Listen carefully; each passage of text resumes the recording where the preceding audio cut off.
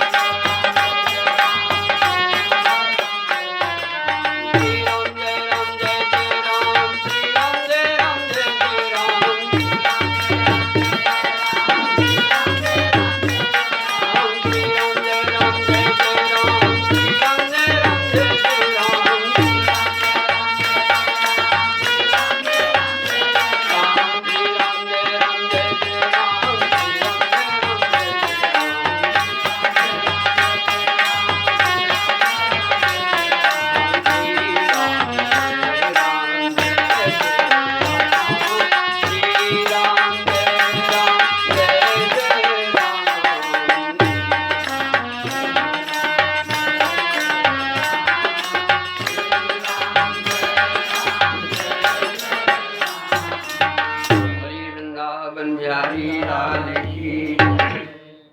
अभी हम आपको एक चौपाई को श्रवण कर रहे थे। बड़े भाग्य मानुष तन पाओ। और इतना बड़ा भाग्य हमारा आपका इस तन को पा करके, जिस तन को पाने के लिए चराचर सारी योनियां, सारे जीव, यहाँ तक कि देवता भी हाथ जोड़ करके भगवान के सामने खड़े हैं कि भगवान हमको भी ये मानव का तन मिल जाए तो हमारा भी जीवन सार्थक हो जाए। लेकिन भगवान चुनाव करते हैं और कुछ विशेष जीवों को हमारे आपके जैसे पर कृपा करके कबाहू के ये हमें आपको जो मानव तन मिला है, ये कभी कभी भगवान की कृपा से ये मिलता है। प्रश्न उठता है कि हमें आपको एक तन मिल गया। अब देखो ये तन कितना कीमती है, और भाग्यशाली तो तन नहीं होता, वस्तु नहीं होती। ये हमको वस्तु मिली हुई है, ध्यान देना इस बात पर। आप जा रहे रास्ते में, आपको कहीं हीरा मिल गया तो हीरा भाग्यशाली नहीं होता। हीरा को जो पाता है वो भाग्यशाली होता है। हीरा कीमती हो सकता है, तो ये हमें जो आपको तन मिला है ये भाग्यशाली नहीं है, ध्यान देना इस बात पर। ये कीमती है, और इतना कीमती है, इतना कीमती है कि इसको पा करके हम भवनिधि को तर सकते। इतना कीमती है, इतना कीमती है, यदि हम चाहें तो इस तन के द्वारा परमात्मा जो सारे ब्रह्मांड का नायक है उसको भी हम प्राप्त कर सकते। इतना कीमती है, और इतना निखट भी है कि यदि हम इसका मूल न जाने, जैसे आपको हीरा मिल गया और हीरा आपको पहचान न हो तो क्या कीमत है, और शायद वही हीरा किसी जौहरी के हाथ में लग जाए तो ये कितना निखट है, इसकी जरा थोड़ा व्याख्या कर लें 2 मिनट। कहते हैं चित जल पावक गगन समीरा, और पंच रचित ये अधम समीरा। लेकिन यदि शायद इस हीरे को कोई जौहरी पा जाए और जौहरी पा करके इसका मूल जान जाए तो क्या है, कहते हैं सोई पावन सोई सुभग शरीरा। ये भाग्यशाली नहीं है, सौभाग्यशाली। कब? जब इसकी कीमत हम आप जान जाएं और इस कीमत से परमात्मा को खरीद लें। ध्यान देना, नहीं तो 2 कौड़ी का है, किसी कोई कीमत, कितने कंकड़ पत्थर पड़े हुए हैं और हम आप लात रख के निकल जाते हैं, और शायद जौहरी को मिल जाए तो जौहरी उसको पा करके जाके तिजोरी में रखेगा, क्योंकि उसकी कीमत पा जान गया, जानता हम। तो यदि हम आप इसको कीमत जान जाए तो कहते हैं ये भाग्यशाली नहीं है, ये सौभाग्य। सोई पावन सोई सुभग शरीरा, अजो तन पाए भजय रघु। यदि इस तन से हम पा करके और भगवान की ओर बढ़ जाएं, भगवान का भजन होने लगे, तो समझो ये भाग्यशाली नहीं, सौभाग्यशाली है। नहीं तो फिर क्या है कि पशु की तो नहीं बने और नर को कछु न हो, और नर से करनी बने तो नर से नारायण। यदि आप इसका नहीं जानते तो इतना बेकार है कि इसका पनीर नहीं बनती, और यदि इसको जान जाए तो इसमें इतनी कीमत है कि अब आप सुन चुके। अब आइए इसकी थोड़ा सा दूसरा भाव ले। ये तो हुई वस्तु की व्याख्या। अब लेकिन जो इसको पा रहा है, हमने वस्तु को तो देखा, इसमें तेल लगाया, नहाने लगाया, धुलाया, इसको बड़ी अच्छी तरह से इसको सब कुछ किया, लेकिन इसको जो पा रहा है, जो भाग्यशाली है, जो हीरे को पा रहा है वो भाग्यशाली होगा नहीं होगा? हीरा कीमती होता है, ध्यान देना, ये कीमती तो है लेकिन भाग्यशाली नहीं है। भाग्यशाली तो उसको बनाया जा सकता है, लेकिन इसको जो पा रहा है वो स्वाभाविक भाग्यशाली, उसको बनाने की आवश्यकता, इस तन को तो बनाने की आवश्यकता है भाग्यशाली, लेकिन जो उसको पा रहा है तो भगवान कहते हैं वो पहले से ही भाग्यशाली। मार साहब आप खदान खोदें, आपको हीरा मिल जाए, क्या कहें, अरे मार साहब बड़े भाग्यशाली। तो जो पा रहा है वो भाग्यशाली है। ध्यान देना इस बात पर। व्याख्या हमारी यहाँ पर है, आज का प्रसंग यहाँ पर। तो जो इसको पा कौन रहा है, हम पा रहे हैं। ये तन है, हमने हारमोनियम पाया तो ये हारमोनियम हो गया और हम हो गए। तो ये तन है, ये हमने पाया। इसको जो पा रहा है वो कहाँ है, वो कैसा है। जो हमें वस्तु मिली वो तो दिखाई दे रही है, सर है, आंख है, नाक है, मुख है, हाथ है, पैर है, लड़कपन, जवानी, बुढ़ापा, ये हम सब देख रहे हैं। लेकिन इसको जो पा रहा है उसको देखा आपने? आपसे घर से चले होंगे, सब लोगों ने अपना अपना श्रृंगार किया होगा, चेहरा देखा होगा। तो हम आपसे पूछे कि आप अपने चेहरा देखा है कि अपने शरीर का चेहरा देखा है?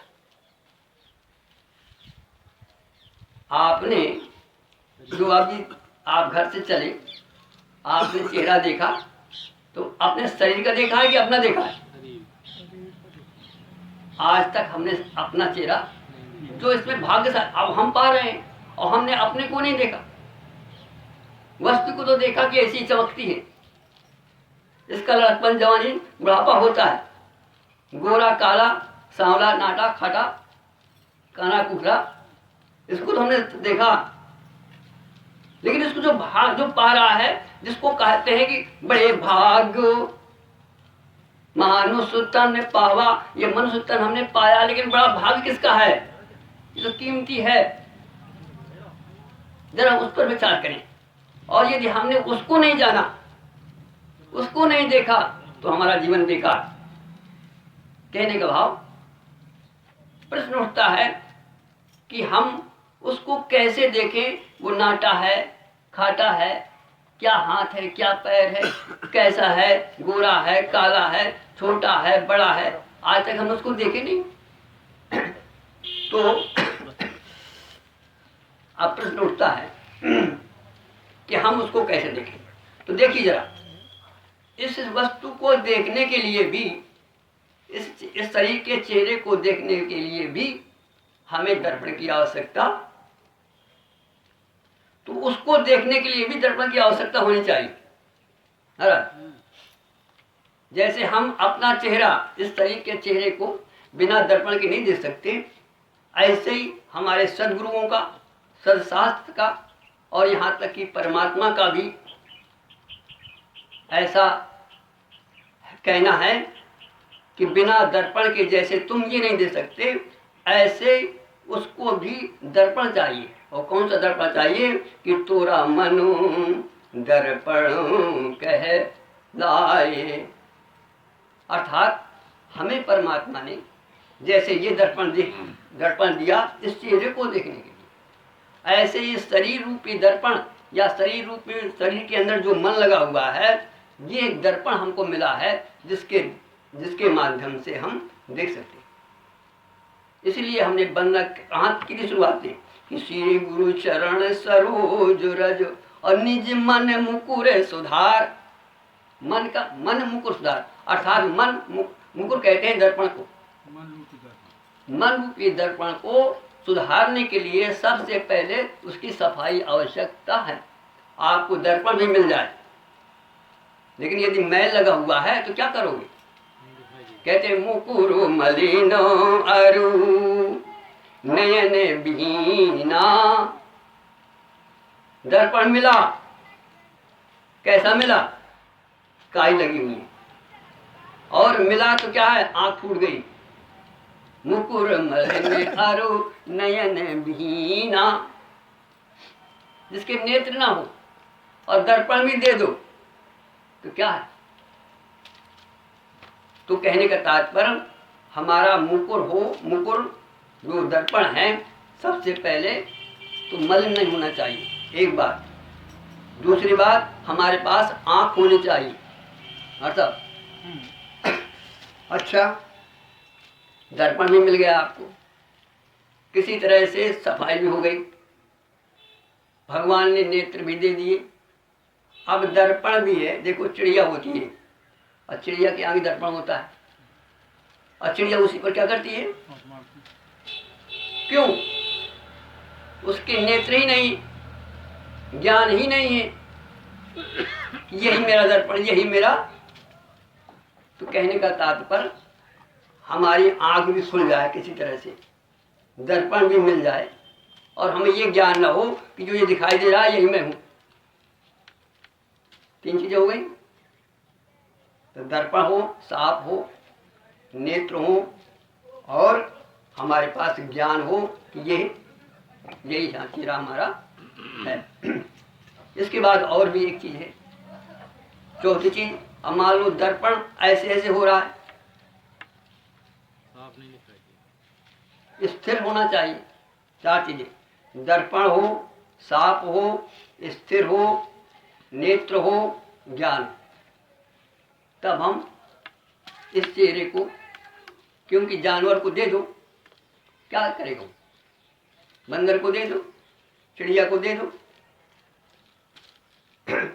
अच्छा, अब आइए थोड़ा विचार करें कि परमात्मा ने हमें जो आपको दर्पण दिया, चलिए किसी तरह से हम आपने सफाई भी कर ली, भगवान के भजन के द्वारा अपने को बचा बचा करके चले।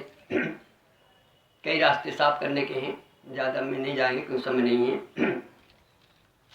दूसरी बात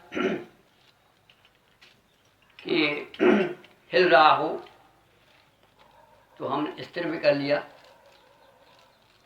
अब ज्ञान भी हो कि ये जो दिखाई दे रहा है यही मैं हूं। तो हम आप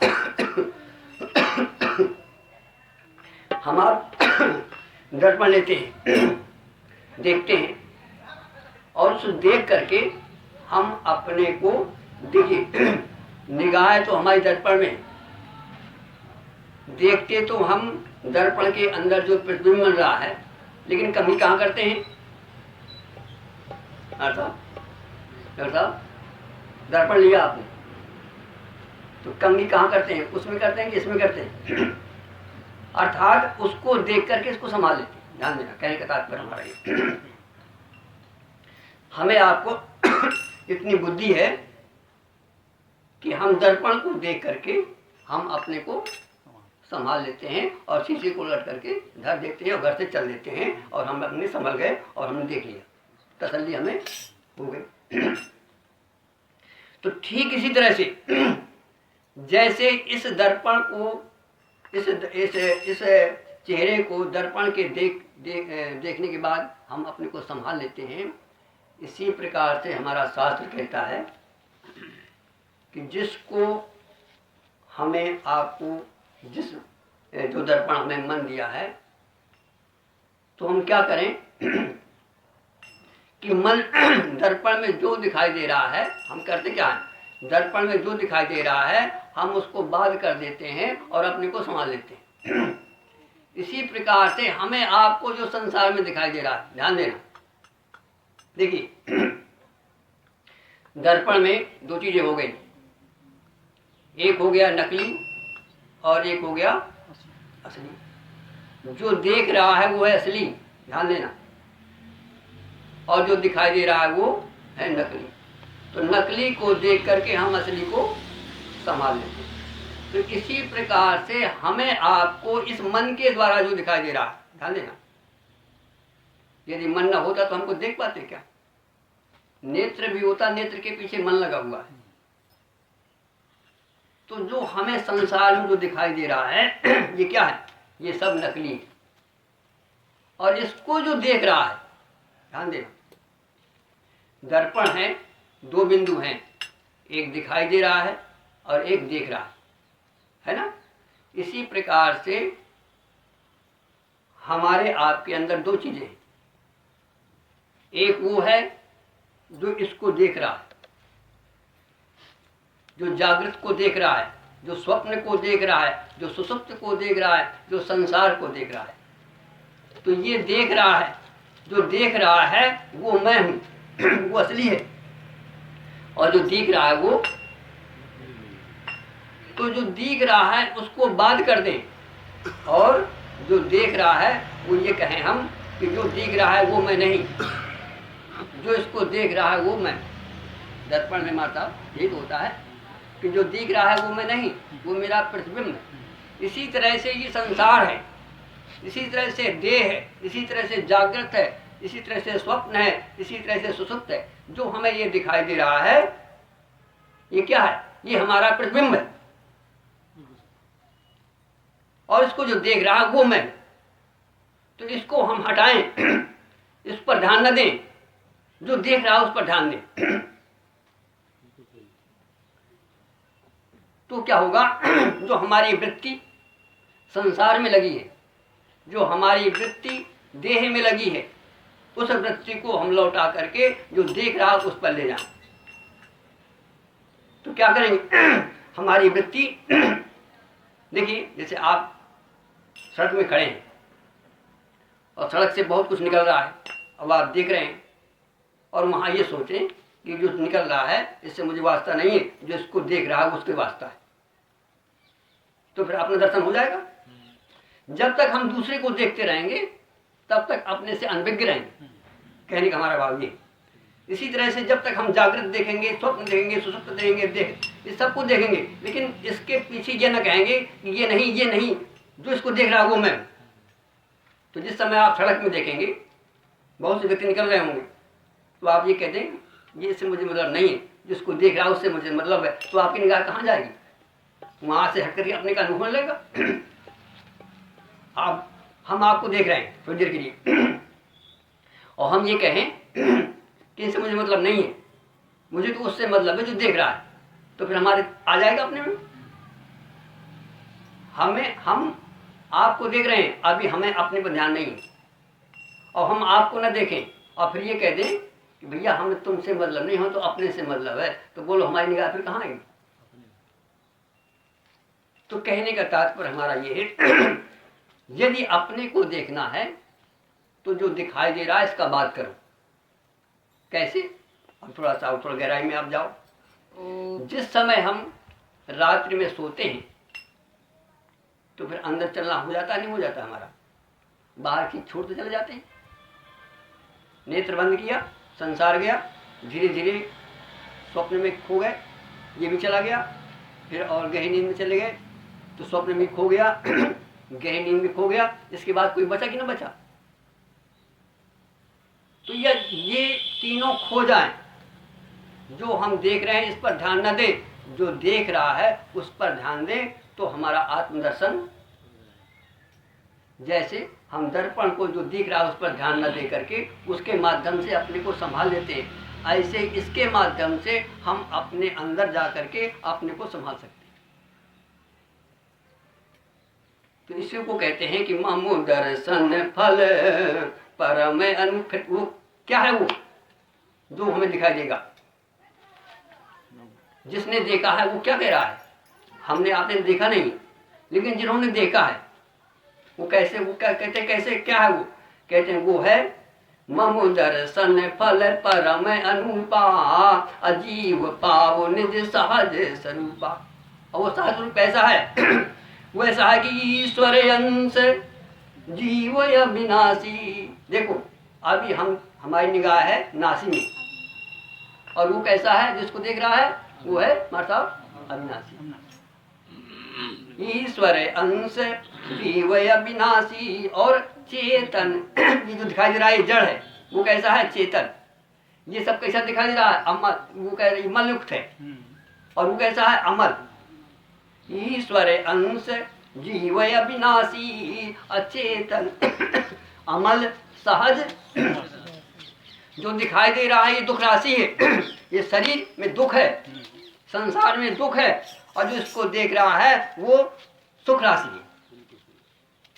इसलिए हमें उसको देखना है जो ईश्वर का अंश है, जो अविनाशी है, चेतन है, अमल है, सहज सुख राशि है, और जिस दिन हम उसको देख लेंगे उसी दिन हमारा जीवन धन्य धन्य।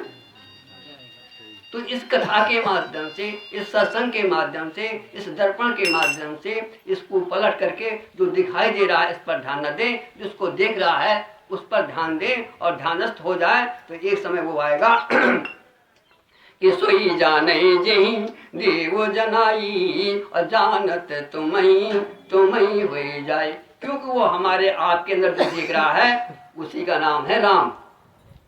ध्यान देना। और ये ऐसा नहीं शास्त्र द्वारा प्रमाणित है। क्या है कि जग पेखन तुम देखन हारे और विधि हरि शंभु न चामन हारे। ये जो बात जो है वाल्मीकि जी भगवान श्री राम से कह रहे हैं कि राम तुम्हारा स्वरूप क्या है तुम देखने वाले, अर्थात जो हमारे आपके अंदर जो देखने वाला तत्व बैठा है वही साक्षात राम है। और उसी के लिए हम आप लगाए थे कि एक झलक मिल जाए, और एक झलक मिलते ही आपका भाव सिंधु सूख जाएगा।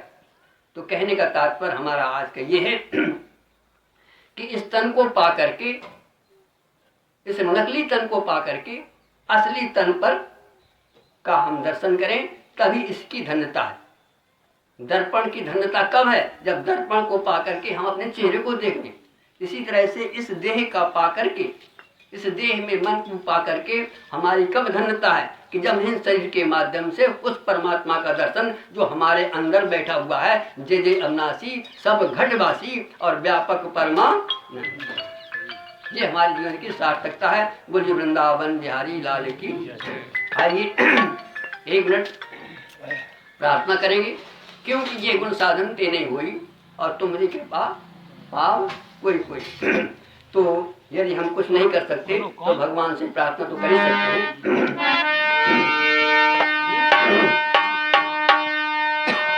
श्री कृष्ण गोविंद हरे मुरारी हे नाथ नारायण वासुदेवा।